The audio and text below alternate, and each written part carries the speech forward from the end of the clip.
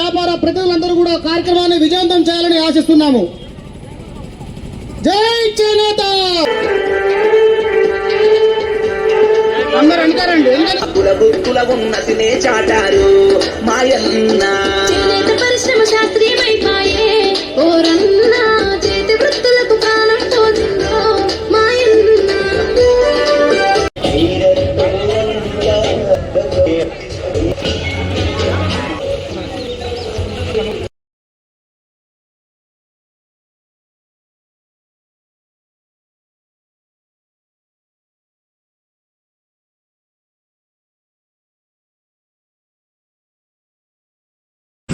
ఒక రాష్ట్రం నాయకత్వం వహించాలంటే, అది తెలంగాణ లాంటి గొప్ప రాష్ట్రం నాయకత్వం వహించాలంటే దమ్మునోడు కావాలి. దమ్మున నాయకుడు ఎవరంటే రేవంత్ రెడ్డి అని సందర్భంగా చెప్తున్నా. 40% బెస్ ఛార్జీలు పెంచాలంటే దమ్మున్న నాయకుడు కావాలి. 2 లక్షల రుణమాఫీ కావాలంటే దమ్మున్న ముఖ్యమంత్రి కావాలి. నేతన్నలకు 466 కోట్లు. మరి ఈ రోజు ఏది వాళ్ళు తయారు చేసిన నేత వస్తువులు, చీరలు కానీ, వివిధ బట్టలు కానీ 466 కోట్లతో కొంటున్నారు అంటే దమ్మున్న నాయకుడు కావాలి. 90 కోట్ల థ్రిఫ్ట్ చేస్తుండే స్కీము దమ్మున్నోడు కావాలి. ఈ రోజు 266 కోట్లు సంక్షేమానికి, అభివృద్ధికి మరి నేతన్నలకే చేస్తుంటే దమ్మున్న నాయకుడే కావాలని సందర్భంగా కోరుతున్నాం. మిత్రులారా, ఇవే కాదు, అనేక కార్యక్రమాలు జరుగుతున్నాయి. అన్ని వర్గాల ప్రజలకు మేలు చేసే కార్యక్రమం ఈ ప్రభుత్వంలో ఖచ్చితంగా జరుగుతుందని చెప్తున్నాం. ఈ యొక్క 9 రోజులు, 1వ తారీఖు నుంచి 9వ తారీఖు వరకు ఈ మాసంలో జరిగే విజయోత్సవాల్లో ఇట్లాంటి కార్యక్రమాలు అన్ని కూడా జరుగుతున్నాయి. మనకు సంబంధించి పోచంపల్లికి సంబంధించి కూడా కొన్ని అంశాలు చెప్తా. పోచంపల్లికి సంబంధించి మన ఏదైతే మినీ ట్యాంక్ బండ్ ఉందో ఆనాడే చెప్పినాం.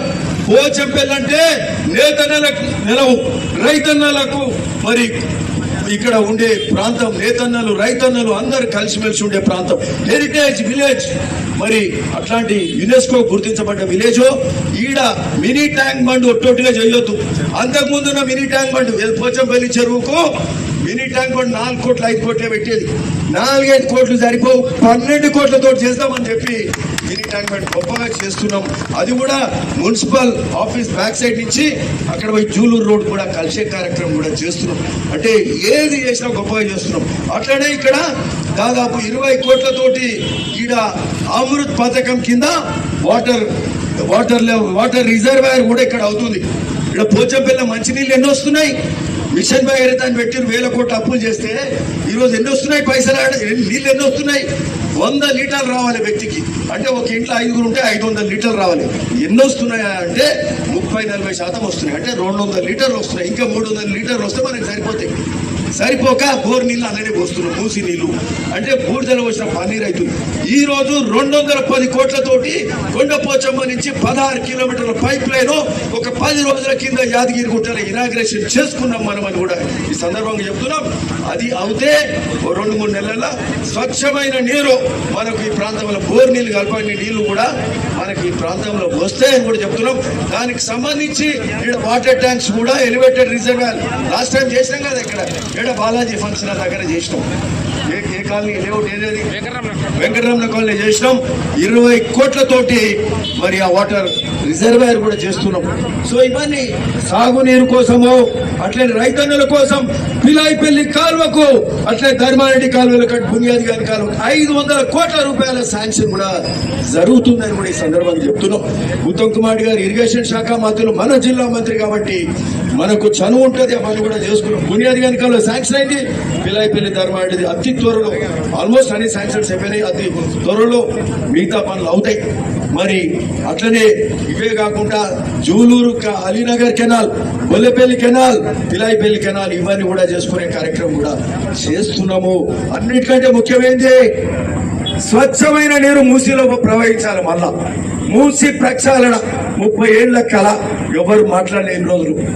ఎలక్షన్ల ముందు మాట్లాడతారు, అయిపోగానే మర్చిపోతారు. రేవంత్ రెడ్డి గారు ఏం మాట ఇయ్యలే, కాంగ్రెస్ ప్రభుత్వం ఏం మాట ఇయ్యలే. మనం మాట్లాడుకున్నాం, చేసినాం. ఈ రోజు మన కళ నెరవేరుతుంది.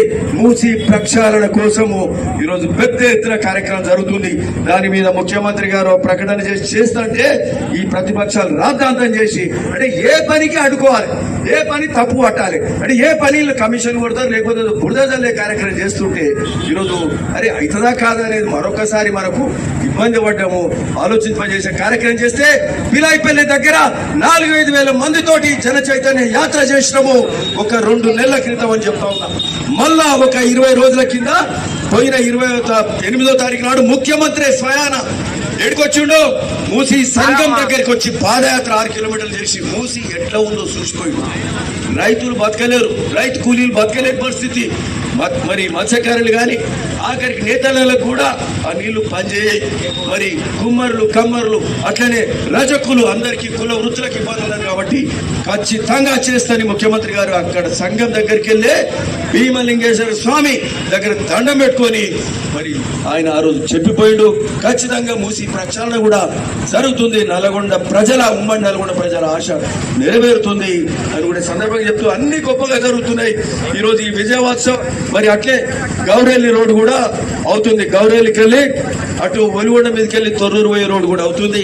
ఈ ప్రాంతం అంతా వ్యవసాయ భూముల ధరలు పెరుగుతాయి, రైతులు మంచిగా ఉంటారు, అంత సంతోషంగా ఉంది. కాబట్టి విజయోత్సవాలు గొప్పగా జరుగుతున్నాయి. ఇలా ప్రతిదీ నిజము, ప్రతిదీ వాస్తవం. మరి ఆ విధంగా విజయోత్సవాలు కూడా జరుగుతున్నాయి. కాబట్టి అందరము గ్రహించాలి ఏ విధంగా ఈ ప్రభుత్వం ముందుకు పోతుందని ఈ సందర్భంగా చెప్తూ పోచంపల్లి కూడా హెచ్ఎండిఏ ఫండ్స్ త్వరలో తీసుకొస్తున్నాం. మినీ ట్యాంక్ బండే కాదు, వాటిల్లో రోడ్ కానీ డ్రైనేజ్ కానీ ఇట్లాంటి కార్యక్రమాలు చేద్దాం. పోచంపల్లి మండలంలో కూడా అన్ని కార్యక్రమాలు కూడా చేసుకుందామని కూడా ఈ సందర్భంగా చెప్తూ మీ అందరికి మరొకసారి నమస్కరిస్తూ మరి హ్యాండ్లూమ్ వాక్ రోజు మరి నేతన్నలకు కూడా శుభాకాంక్షలు తెలుపుతా ఉన్నాం. మరి అందరికీ రైతన్నలకు కూడా మరి శుభాభినందనలు తెలుపుతూ థ్యాంక్ యూ.